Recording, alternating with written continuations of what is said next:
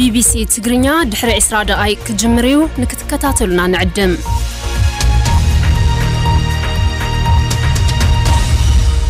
kun sagantaa BBC Afaan Oromooti nu waliin tura.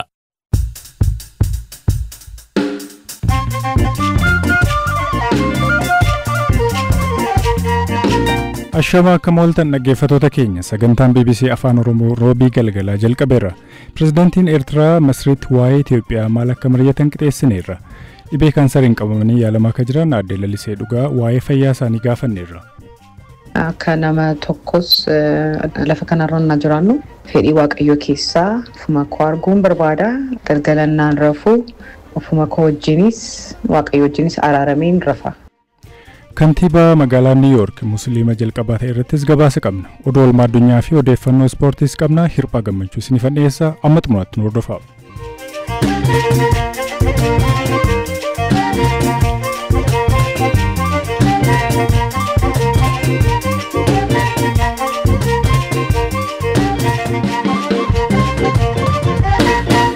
Zoharaan Maamadaaniin filannoo mo'achuudhaan kantiibaa magaalaa Niiw Yoork ta'uudhaan filatame.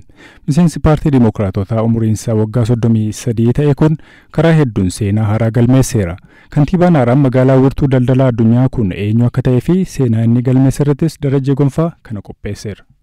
Magaalittii bulchuudhaaf seenaa keessatti musliima jalqabaati. Waggaa 100 keessatti nama umurii xiqqaan kantiibaa ta'edha. Afrikaatti dhalatee kantiibaa magaalaa kanaa ta'uunis kan jalqabaati. Bakki dhaloota nama siyaasaa kana Afrikaa Ugaandaadha. Haati isaa damee fiilmitiin maqaa kan horatte yoo ta'u badhaasa hedduus argatteetti.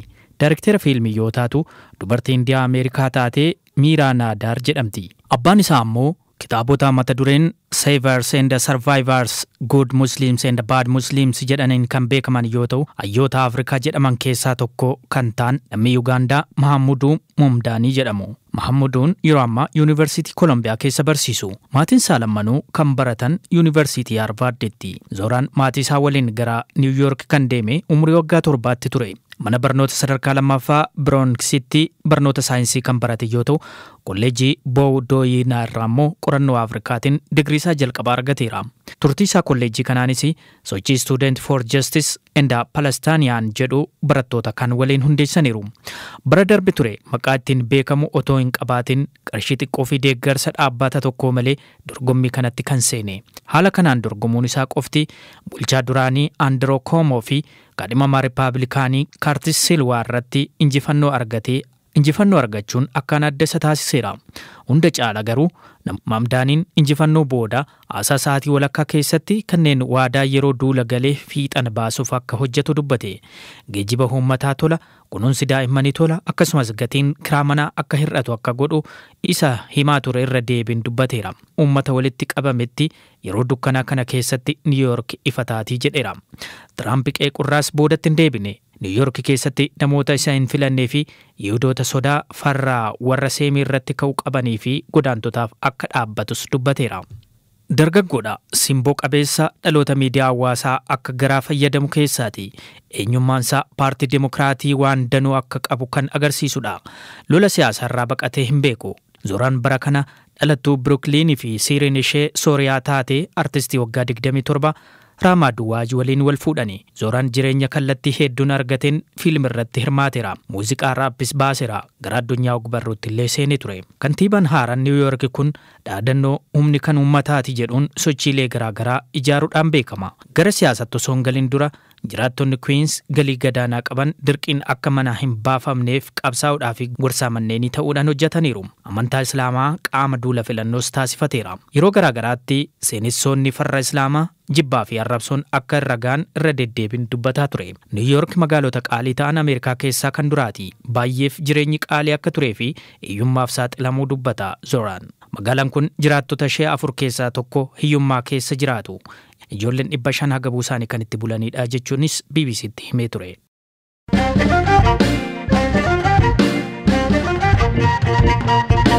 Kanattaan Sudaan dhimma waldhabbii Eertiraa fi Itoophiyaa gidduu jiru ilaallatuudha kaafna ammayyuu taanaatu na cinaa jira. Tibba kana Pirezidantiin Eertiraa Isaayyaas yeroo muddamni Itoophiyaa fi Eertiraa gidduutti hammaatetti gara Masriitti imalanii hoogganaa biyyattii Alsiisii wajjin mari'atanii jiranii. Pirezidantiin Eertiraa kun maal kaasanii isa jedhu naa kaan. Dhimmoota garaa garaati kan isaan kaasan dhimma gaanfa Afrikaa, waa'ee nageenya, galaana diimaa akkasumas immoo Sudaanii fi Somaaliyaa illee kaasaniiru. Egaa wannasti nuti dagachuu hin qabne biyyoonni lamaan kun michummaa jabaadha qabu.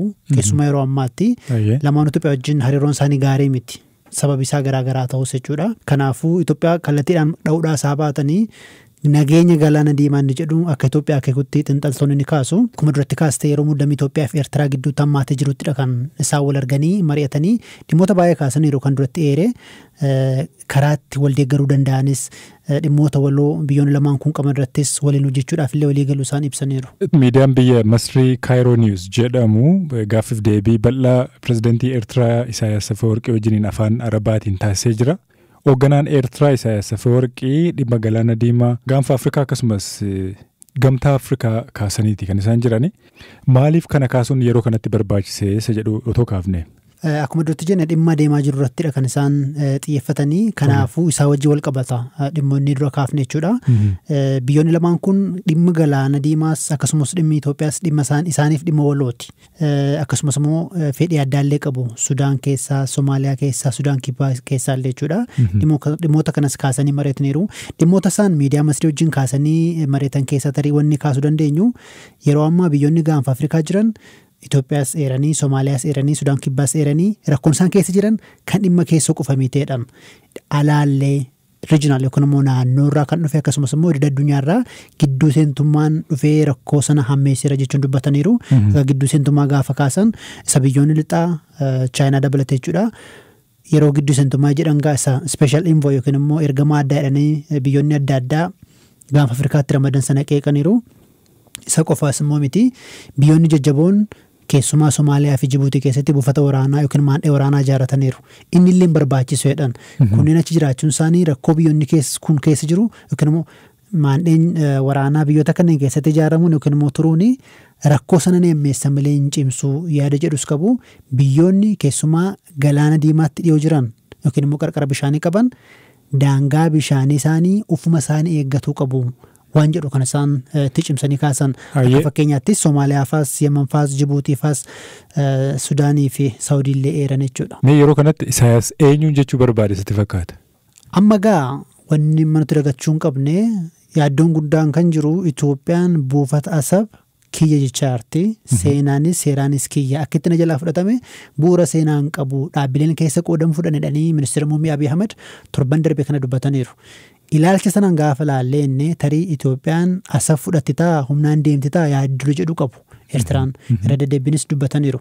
Kanaafuu biyyoonni akka daangaa bishaanii isaanii yookiin immoo qarqara bishaanii isaanii akka tiksan yeroo gaafatan waan isaa keekunatti fakkaata akkasitan hubadhaanii. Gama kaaniin immoo Eertiraan daangaa bishaanii ishee yookiin immoo qarqara bishaanii ishee tikfachuu dandeessi. Warri kaanis illee akkasuma gochuu qabu jedhan immoo cimsanis immoo dubbataniiru. Pirezidantiin Eertiraa kun asirratti wanti dagachuu hin qabne ministeerri dhimma alaa Masrii Badir Abdullaatii dhiyoodhuma kana kan isaan dubbatan dhimmi ulaa galaanaa Itoophiyaa hin ilaallatu. Bulchiinsa keessatti seenus hin qabdu. Sababni isaas immoo biyyattiin ulaa galaanatti ishee baasu waan hin qabneef jedhanii dubbataniiru. Kanaaf dubbiin isaanii sun kan ejjennu Eertiraa wajjin baay'ee wal fakkaatudha.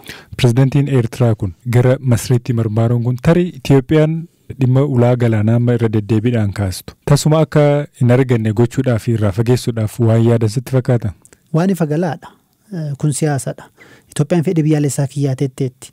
Masriinis immoo fedhii biyyaalessaan ishee immoo galaana diimaatti biyyoonni akka hin baanedha. Kan eegumsa keessa biyyi waraana galaana diimaatti bobbaasuu qabdu biyya ulaa galaanaa qabdu ettee irra deddeebiin dubbatteetti. Biyyoonni kun michummaa qabu. Gaafa Asmaraa dhaqanis waan akkasii kana dubbataa turan. Gaafa Kaayiroo dhaqanis waan akkasii dhagaa ture. Kanaafuu haaraan ta'u ejjennoon isaanii kanuma. Gaaffii Itoophiyaa kana gammachuun qaban isaan sababoota garaa garaaf. Gaaffiin ijoo Itoophiyaa galaana diimaatti yoon beedhe irreen cimsadhaa.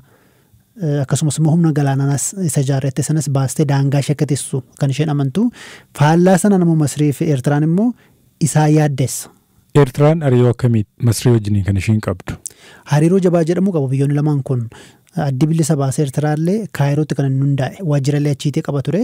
Hariiroon isaanii laafaas cimaas yoo nagayeera. Booda kan immoo keessumaa wanni isaan tokko godhu fedhiin yookiin immoo ilaalchi tokko waan qabaniif dhimma Itoophiyaa irratti tokko ta'aa jiru yookiin immoo ulfaana tarkaanfataa kan isaan jiran isa qofaa miti biyyoota kaanillee Itoophiyaatti akka maxxanne yookiin immoo Itoophiyaatti akka hariiroon cimsanii gochuu irratti kan isaan argaman wanta argaa jiru jechuudha. Ammayyuu taanaa guddaa galatoon. Ulfaadhu hirphaa.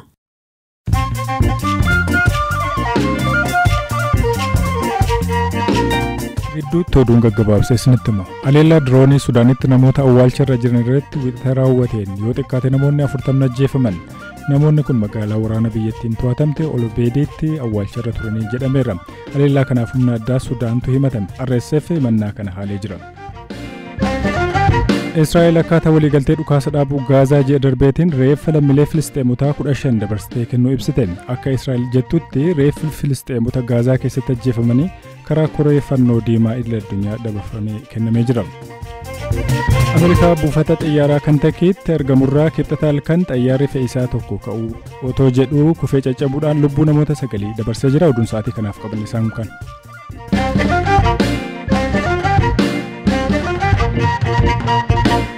Komishinii Turizimii Oromiyaa Aadde Lalisee Dhugaa tibbana dhibee kaansariin qabamuudhaan biyya alaatti yaalamaa akka jirtu BBC'tti himte. Dhibee kaansarii limfoomaa jedhamuun qabamuu kan himte Aadde Laliseen amma biyya Joordaanitti wal'aansa keemootiraappii fudhachaa jirti. Aadde Laliseen xumura ji'a waxabajjiirra dhibee kanaan qabamuu ishee barte. Dhibeen kun gosa kaansarii ta'ee seelii dhiigaa adii hubuudhaan beekama. Erga dhibee kanaan qabamuu barte amma gara ji'a 4 ta'a. Waaqayyo beekaadha. Alamaan jira ji'a 4 ji'a 5 akkasiis turuun koinoolu amaan Joordaan waaqayyo ni gargaara jedheen amanaa. Amma garuu peenii amanaan qabu I am okay. General weakness in my body yoo ta'e malee nagaadha. Waaqayyo immoo salphaanaaf godheera by the way. Rifeensa koon qofaan dhabee malee. That is a shock for a woman. I had good hair though. Aadde Lalisee Dhugaa waggoota 5 oliif Komishinii Turizimii Oromiyaa ta'uudhaan hojjechaa jirti. Maqaan Viziit Oromiyaa jedhu yeroo ka'u maqaan Lalisee Dhugaa biraan hafu. Isheenis dhibameera jetteen callisne yaalii ulfaataa kaansarii osoo fudhachaa jirtu bakka jirtu Joordaanitti cinumatti biiroo mijeeffachuudhaan hojjechaa oolti. Sadarkaa olaanaatti hojjechaa jira. Gama istiraateejii waggaa 5 Komishinii Turizimii Oromiyaa hojjechaa jira. Kanarraa ka'uudhaan waggaa 5 dhufan ammoo maal akka ta'uu qabu qopheessaa jira jetti. Guyyaa keemootiraappii qabdu hospitaala deemtee fudhattee deebitee takka boqottee hojii ishee hojjechaa akka jirtu dubbatti. Laliseen dargaggummaan hojii ishee tokko jettee kan jalqabde dhibee HIV/AIDS ittisuu fi qollifannaa namoota dhibee kanaan qabaman irratti hojjechaa turuu kan dubbattu Aadde Laliseen namoota amantaa adda addaa hordofan waliin hojjechaa turte.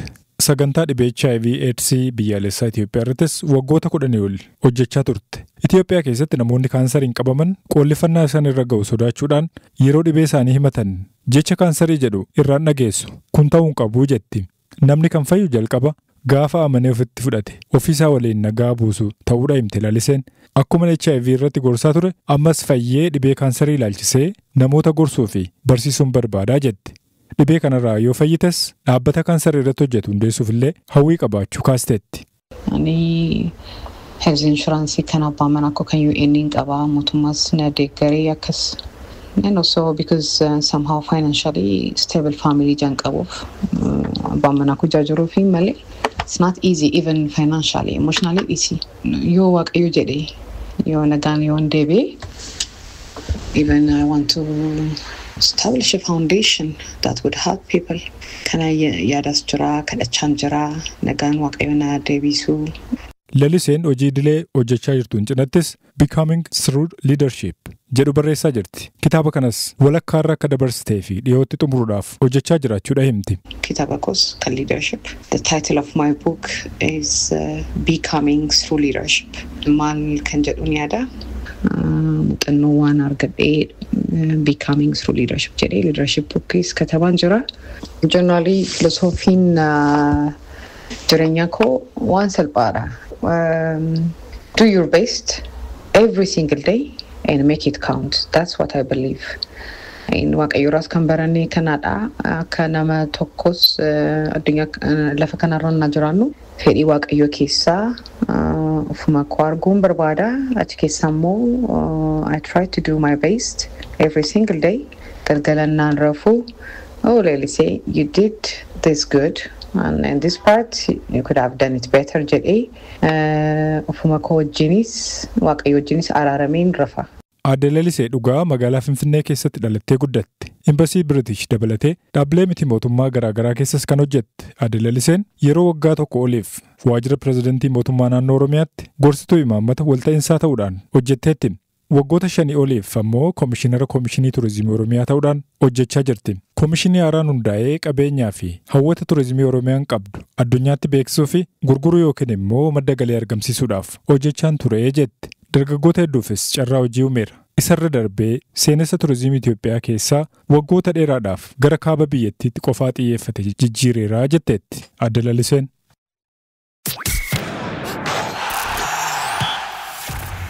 Kanatti aansinee odeeffannoo ispoortii isinitti himna. Odeeffannoo ispoortii isinitti himuudhaaf waa'ee koo Zalaalam Taaddasaatu na cinaa jira. Zalaalam taphni Champions League Awurooppaa guyyaa kaleessaa Bayern Munich fi PSG walitti fidee akkasumas Liverpool fi Real Madrid walitti fidee jira. Akkam ture? Keessumaa taphoota gurguddaa lamatu gaggeeffame. PSG fi Bayern Munich gidduutti kan gaggeeffame tapha addaa ture. Real Madrid fi Liverpool gidduutti Anfield irratti taphni gaggeeffame saalaan kan eegamaa turedha. Haa ta'u malee Liverpool qormaata barana keessa ture irraati kan ka'e tilmaamni guddaan hin kennamne fi tapha kana ni mo'ata jedhamee hin eegamne. Seenaa keessatti soo ilaalle irra caalaa isaa taphoota hedduu Real Madrid mo'ate. Haalli Liverpool amma keessa jiru immoo cimina bara darbee hojii waliin fakkaatu. Garuu erga taphoota 5-1 mo'amanii Premier League keessatti taphoota 4 fi Galatasaaraydhaan tapha tokko erga mo'amanii bayyaannataa kan jiran fakkaata. Yeroo darbe Aston Villa mo'atanii tapha lammaffaa walitti aansanii mo'atanii jiru. Yeroo tokko waaca baay'eetu dhagahama. Tasgabbii dhabuu hedduun kilaba keessa jiraachuu danda'a dirree fi dirreetiin ala. Garuu yeroo akkasii kana tasgabboofne hojjechuu qabna. Amma injifachuun keenya waan gaariidha jedhee Van Dijk illee dubbatee jira. Kana kan jedhamu erga Liverpool 1-0 Real Madrid injifateeti. Maakalister ture galchii tokkotti kan lakkoofse. Kaleessa taphattoota jajjaboo Madrid kan akka Jude Bellingham, Kylian Mbappé, Vinicius Junior fa yaali tokkollee bareedaadha jedhamu taasisuu hin dandeenye. Kun taatee kaleessa irratti kan mudatedha jechuudha. Kan biraa taphni gaggeeffame kan PSG fi Bayern Munich gidduutti gaggeeffame dirree PSG irratti jechuudha. Bayern Munich injifannootiin deebi'ee jira. Luis Diaz galchii 2 lakkoofse. Diaz jechuun taphataan Liverpool irraati Bayern Munich galedha baranuma jechuudha. Galchiiwwan 2 lakkoofse daqiiqaa 45ffaatti kaardii diimaatiin dirree keessaatii ba'ee jira. Bayern Munich garuu nama 10 taphatee taphicha injifatee ba'uu danda'eera 2-1 kan inni xumurame. Kana jechuun Vincent Kompany'n taphoota 16 baran taasisan keessa 16 isaa mo'atanii persentii 100 itti fufeera jechuudha Bayern Munich. Kun taphoota kaleessa argamanidha. Ousmane Dembele jijjiiramee bahee Ashraf Hakimi miidhama guddaatu sarara gahee jira. Diyaastuu balleessaa sarratti hojjete. PSG'n bara darbe shaampiyoonaa ta'ee xumure garuu kaleessa milkaa'uu hin dandeenye. Kanarraa kan ka'e kaleessas akkuma kaasne Arsenaal gara dursummaa Champions League'itti darbuu danda'a kan jedhu haasofnee ture.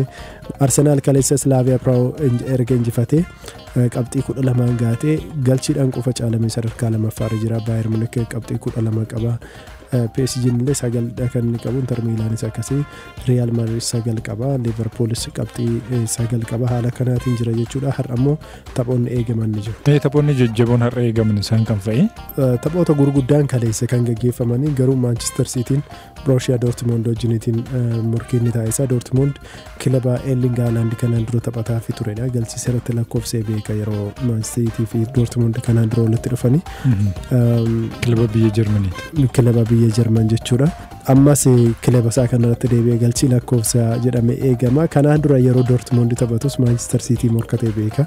Kanaaf haalaan ni eegama jechuun ni danda'ama. Kan biraa Benfica Bayer Leverkusen wajjin ni taphatu. Kilaba Ingilizii keessaa Chelsea'n kilaba Qarabag jedhamu wajjiniitiin kan morkatu taphoota eegamanidha. Kan biraa torban booda tapha intarnaashinaalaatu gaggeeffama biyyoota gidduutti. Gulaalli waancaa addunyaadhaaf jechuudha. Taphataan Arsenal Victor Gyökeres garee biyyaalessaa Swiidiniin ala ta'uu amma ibsamee jira. Gareen biyyaalessaa Swiidin waancaa addunyaaf darbaa'uu isaa hin mirkaneessine dhumarradha kan jiru garee isaa keessa. Kanaaf yaaddoo guddaa keessa jira. Isaac waamamee jira garuu Gyökeres miidhamarra seenee jira. Leenjisaa haaraa qaxaratanii jiru Giraan Pooteriin. Zalaalam Taaddasaa odeeffannoo ispoortii dhaggeeffatoota keenyatti himteef galatoomeera. Dhaggeeffattoota keenya sagantaa raadiyoo keenya xumuruutti jirra. Sagantaa keenya wixataa hanga jimaataatti galgala sa'aatii 2:50 irraa eegalee gama feesbuukii akkasumas yuutuubiin hordofuu dandeessanii dambalii gabaabaa akkasumas saatalaayitii gubbaattis nu argachuu dandeessan. yuutuubii irratti immoo viidiyoowwan baay'ee mimmiidhagoo ta'an argachuu dandeessan. Akkasumallee sagantaa keenya irratti yaadoo qabaattan nu biraan ga'uu dandeessanii. Sagantaa har'aa biraanuu gammachuu qopheessuudhaan Deevis Masaaroo ogummaa teeknikaatiin nu wajjiniin turee jira. Oromoo sagantaa biraatiin deebina. Lafna gablaa.